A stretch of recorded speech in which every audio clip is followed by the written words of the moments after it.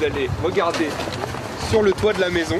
Malgré le froid glacial, les élèves de cette classe de Morsan-sur-Orge prennent plaisir à découvrir cette habitation un peu particulière. La maison pour agir, conçue sur une idée du journaliste scientifique Michel Chevalet, est une véritable exposition itinérante, 100% développement durable.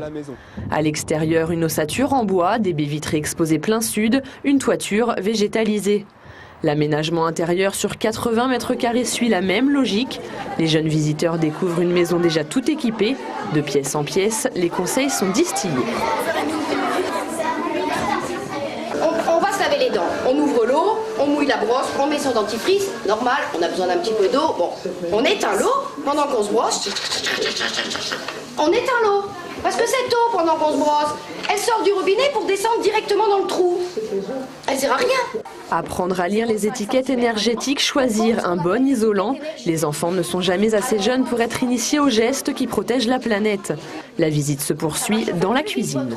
Si ma casserole elle est chaude en 6 minutes, et si elle est chaude en 6 minutes avec un couvercle, et si elle est chaude en 10 minutes sans couvercle, j'ai économisé 4 minutes d'énergie quand même.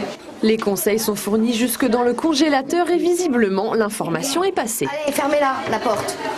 Par exemple, on a vu, par exemple, quand on a fait la visite, on a vu que si on avait des toilettes double flux, eh bien, on économisait 10 000 litres d'eau par an, c'est-à-dire 56 baignoires par exemple. Des matériaux écologiques mais courants, telle est la principale recette pour une maison respectueuse de l'environnement et ce, à moindre coût.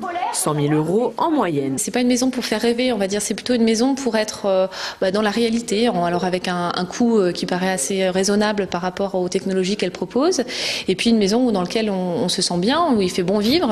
La maison a posé ses fondations à Sainte-Geneviève-des-Bois jusqu'au 10 janvier, mais une tournée est programmée sur 3 ans dans les principales villes de France.